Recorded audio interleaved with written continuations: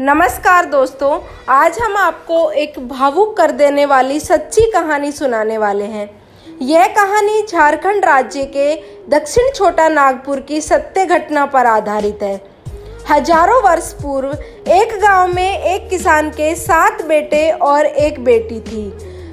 ये सब अब खुशी खुशी अपना जीवन व्यतीत कर रहे थे। 7 भाई बहनों में इकलौती छोटी बहन बहुत ही शांत स्वभाव की और आज्ञाकारी संस्कारी लड़की थी।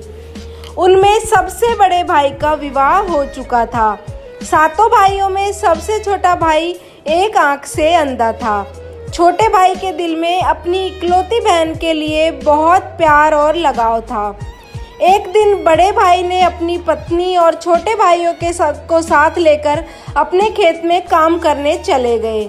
चूँकि उस जमाने में खेती बाड़ी आपसी सहयोग से ही हुआ करती थी। सभी लोग खेतों में काम करने जाने से पहले अपनी छोटी बहन को खाना बनाने का आदेश देकर घर से निकलते हैं। 7 राजकुमारों की बहन अकेले घर पर खुशी खुशी सबके लिए खाना बनाने लगती है।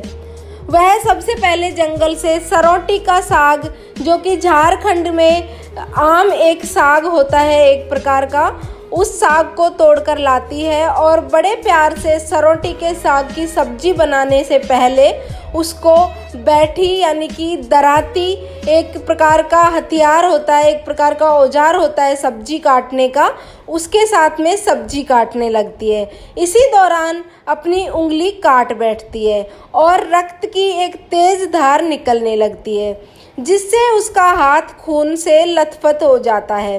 तब राजकुमारी सोचने लगती है कि अब मैं क्या करूं? अगर घर की दीवार में खून को पोंछूंगी तो भैया लोग देख लेंगे और चिंता करेंगे, और यदि अपने कपड़े में पोंछूंगी तो भाभी को खून लगा कपड़ा देखकर माहवारी समझकर खाना नहीं खाएगी। राजकुमारी इस डर से सब्जी पकाने वाले छाता साग या सरौटी साग जो है उसमें सारा खून को पोंछकर खून को बहने से रोकती है। फिर इसी खून लगे साग से सब्जी बना लेती है। जब उसके सारे भाई और भाभी अपने खेतों से लौटते हैं तो छोटी बहन हमेशा की तरह सभी के लिए साफ थाली में खाना और मिट्टी के लोटे में पीने के लिए पानी देती है, और सभी एक साथ खाना खाते हैं और पके हुए साग को खाकर खाने की जमकर तारीफ करते हैं।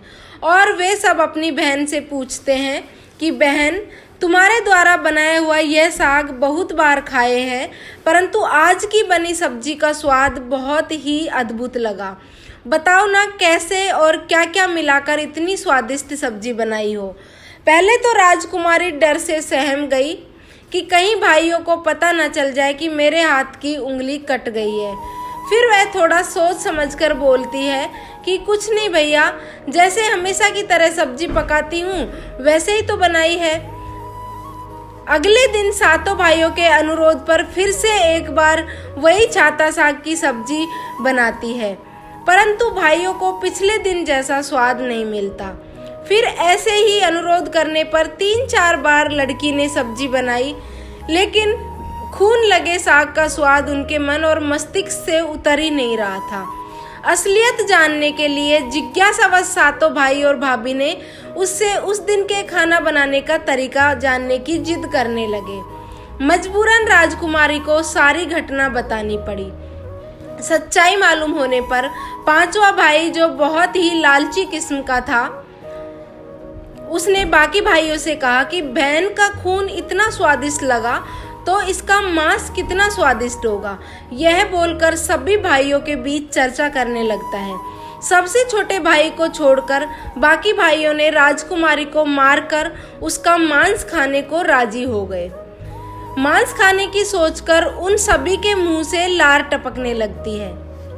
भाइयों के मन में स्वादिष्ट खाना खाने के लिए वे कितने लालची बन गए, इसका आभास लड़की को हो गया।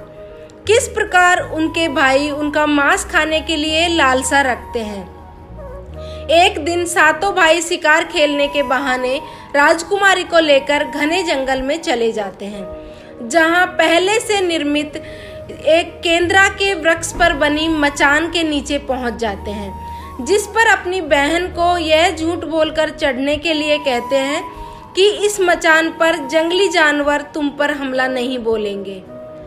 इस प्रकार सातों भाई अपनी बहन को मचान पर बैठाकर अपना अपना धनुष लेकर शिकार करने का ढोंग करके ने चले जाते हैं। तब राजकुमारी को पूरा आभास हो चुका था कि आज उसका आखिरी दिन है, लेकिन वह चाहती थी कि उसके भाइयों की इच्छा पूरी हो, इसलिए भी वह मचान पे जाकर बैठ गई। फिर सभी भाई केंद्रा के वृक्ष पर बने मचान से दूर स्थित टोंगरी यानी एक छोटा सा पहाड़ था, उस पे चढ़ जाते हैं और अपने अपने धनुष बाण को बारी बारी से तेज धार प्रदान करने लगते हैं। पहाड़ के ऊपर सबसे बड़ा भाई अपने तीर को चट्टान में धार लगाता है और अपनी बहन पर धनुष से निशाना लगाकर तीर छोड़ देता है। तभी राजकुमारी पूरी बात समझ जाती है कि भाइयों का क्या इरादा है और वह अपनी मातृभाषा में गीत गाने लगती है। बिंदु बिंदु दादा छाती ताइक ताइक, अर्थात जान से मारने ही है दादा साहब तो तीर को सीधे मेरी छाती में वार करो, इधर उधर क्यों तीर चला रहे हो। फिर सभी भाई बारी बारी से तीर की धार को तेज करते हैं और राजकुमारी पर निशाना लगाकर तीर छोड़ देते हैं। छहों भाइयों का निशाना खाली चला जाता है और सातों भाई जो सबसे छोटा था वह तीर चलाने से मना कर देता है, क्योंकि उसे अपनी छोटी बहन से बहुत लगाव था और धनुष बाण चलाने में सातों राजकुमारों से सबसे निपुण भी था। राजकुमारी जानती थी कि उनके सातों भाइयों में सबसे छोटा भाई बाकियों की तरह लालची नहीं है। छहों भाई छोटे भाइयों पर पूरा दबाव डालते हैं और आदेश देते हैं कि अगर वह तीर नहीं चलाएगा तो बहन की तरह वो लोग उसे भी मार देंगे। फिर छोटा राजकुमार उदास मन के साथ तीर को थोड़ा ही धार कर दूसरी दिशा में तीर को छोड़ने की कोशिश करता है और तीर को धीरे धीरे छोड़ता है। राजकुमारी हर बार की तरह इस बार भी वही गीत गाती है, बिंदु बिंदु दादा छाती ताइक ताइक। इतने में छोटे भाई का तीर सीधे राजकुमारी के सीने को भेद देता है और राजकुमारी की आत्मा शरीर से अलग हो जाती है और उसकी आत्मा उसी स्थान पर भटकने लगती है। तभी वह देखती है कि उसके शरीर का मांस खाने के लिए उसके भाई कैसे लालच करते हैं। सबसे छोटे राजकुमार को जबरदस्ती मार पीट कर उसके शरीर को काटने का आदेश देते हैं। बहन के मांस को पकाने के लिए बहुत सारी सूखी लकड़ियां लाने के लिए छोटे भाई को जंगल भेज देते हैं। छोटा भाई जंगल में खोज खोज कर ढेर सारी लकड़ी जमा करके लाता है और सोचता है कि कैसे इतना सारी लकड़ी लेकर जाऊंगा। भाइयों ने जो रस्सी दी है वो भी 7 टुकड़े में दी है। उन्हें जोड़ने पर यह रस्सी इन लकड़ियों को नहीं बांध पाएगी। देर होने के डर से छोटे भाई ने उदास होकर रोने लगता है। उसकी आंखों के आंसू धरती में गिरने लगते हैं। वह अपनी बहन को याद करके रो ही रहा था, तभी एक नाग देवता वहां आते हैं और उससे पूछते हैं, क्यों रो रहे हो राजकुमार। वह इधर उधर देखता है किंतु कोई भी नजर नहीं आता। फिर राजकुमार को नाग देवता दिखते हैं और राजकुमार नाग देवता को अपनी पूरी आपबीती सुना देते हैं। फिर नाग देवता उसे कहते हैं कि मैं लकड़ी में रस्सी की भांति लिपट जाता हूँ और तुम जैसे ही लकड़ी वहाँ रखोगे मैं धीरे से निकल जाऊँगा। और राजकुमार ऐसे ही करते हैं। सभी बड़े भाई ये देखकर चकित रह जाते हैं कि कैसे उनका छोटा भाई रस्सी के 7 टुकड़े होने के बावजूद भी जंगल से इतनी सारी लकड़ी लेकर आया। तत्पश्चात वे लोग अपने छोटे भाई को पानी लाने के लिए एक घड़ा लेकर उसमें 7 छेद करके देते हैं। छोटा भाई पानी लाने के लिए एक कुएं पर जाता है और घड़े में पानी भर लेता है, परंतु उसमें छेद होने के कारण सारा पानी गिर जाता है और वह छोटा भाई वहीं बैठकर सोचने लगता है और रोने लगता है कि बिना पानी के वापस जाऊंगा तो भैया लोग मारेंगे। ये सारी घटना को वहाँ का जो मेंढक, केकड़ा, मछली सब सुन रहे थे और वे तीनों उसको रोता देखकर उसके पास आए और पूछे, क्यों रो रहे हो। उन्होंने अपनी आपबीती विस्तार से उन सबको बताई और कहता है कि मैं अपनी बहन के शरीर का मांस कैसे खा सकता हूँ, नहीं खाऊंगा तो बड़े भैया लोग मारपीट करेंगे। तब मेंढक कहता है कि तुम परेशान मत हो, हम सब मेंढक घड़ा के छेद में चिपक जाते हैं। फिर मछली और केकड़ा बोलते हैं कि तुम हमें लेकर चलो। तुम्हारे भाई जब राजकुमारी के मांस को खाएंगे तब तुम मछली को खाना, और जब वे हड्डी को खाएंगे तब तुम केकड़े को खाना। बड़े भाई को शक नहीं होगा। फिर राजकुमारी ने बिल्कुल वैसा ही किया जैसे केकड़े और मछली ने कहा था। रात को जब राजकुमारी का पका हुआ मांस खाने को परोसा गया, तब बड़े भाइयों से छुपाकर वह मांस को दीमक के टीले में डाल देता है, और समय बीतने पर वहां बांस का एक बड़ा सा झुंड उग जाता है। इस घटना के वर्षों बाद एक भीख मांगने वाला जोगी उसी बांस के झुंड के पास से गुजर रहा था, और वह देखता है कि सुंदर सुंदर बांस के झुंड को देखकर सोचता है कि अगर इतने सुंदर बांस से केंद्रा, जो कि एक बजाने का वाद्य यंत्र होता है, वो बनाया जाए तो कितना सुरीला धुन निकलेगा। उसी क्षण बांस से आवाज आती है, ना काट रे जोगी, ई तो लागे भैया रोपल बांस।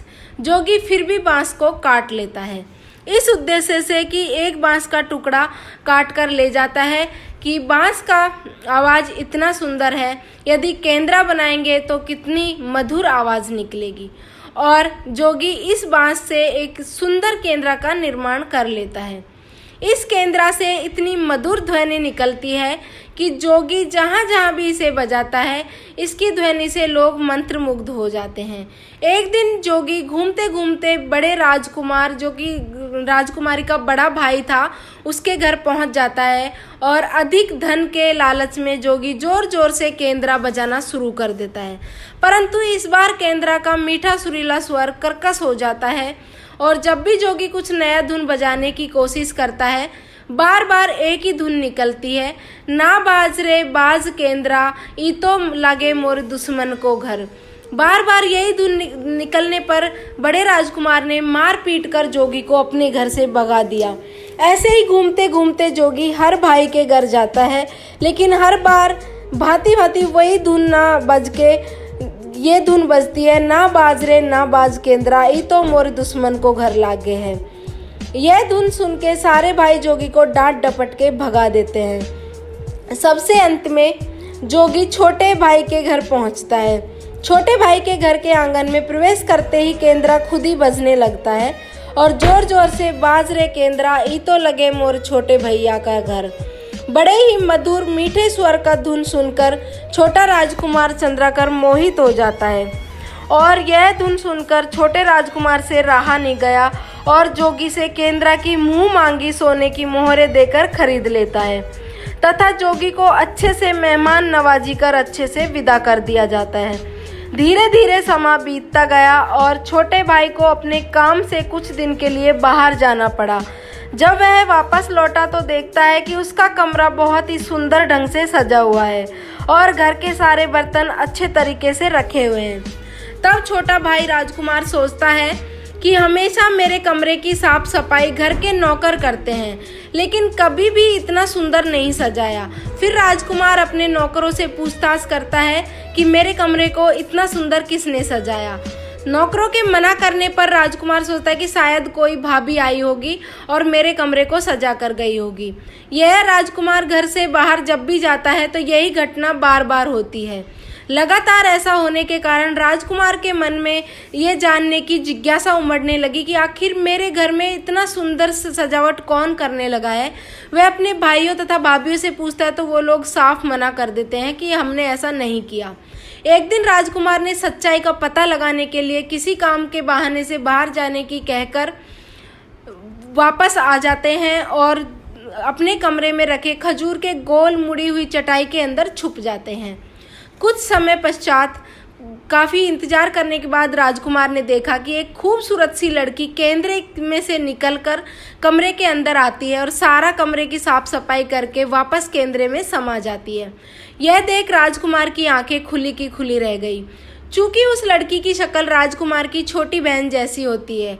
राजकुमार अगले दिन फिर से एक बार उसी प्रकार छुप जाते हैं। जैसे ही वो सुंदर लड़की पूरे कमरे की साफ सफाई खत्म करती है और वापस केंद्र में जाने वाली होती है, तब छोटे राजकुमार को उस लड़की का हाथ पकड़ लेते हैं और तुरंत केंद्रा को जला देते हैं।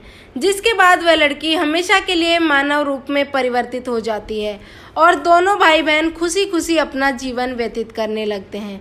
आज भी हर गांव में आषाढ़ी पूजा के दिन बकरा कटता है और पूरे गांव के घरों में प्रसाद स्वरूप बकरा का मांस खाया जाता है और सतबैनी नामक पूजा स्थान पर सरोटी साग को चढ़ाया जाता है। तो दोस्तों, आज की ये कहानी आपको कैसी लगी कमेंट सेक्शन में ज़रूर बताता ना। कहानी अगर अच्छी लगी तो एक लाइक कर दीजिएगा और अपने फैमिली एंड फ्रेंड्स में शेयर ज़रूर कीजिएगा। मेरे चैनल पर पहली बार विजिट किया है तो चैनल को सब्सक्राइब कर लीजिएगा और बेल आइकन को ज़रूर प्रेस कर लीजिएगा ताकि आने वाले वीडियोज़ के नोटिफिकेशन सबसे पहले आपको प्राप्त हो सके। आज के लिए इजाज़त चाहूँगी, मिलते हैं बहुत जल्द ऐसे ही अच्छे और सच्चे वीडियो के साथ। तब तक के लिए बने रहें और देखते रहें आपका अपना चैनल वॉइस ऑफ निक्की दरगस।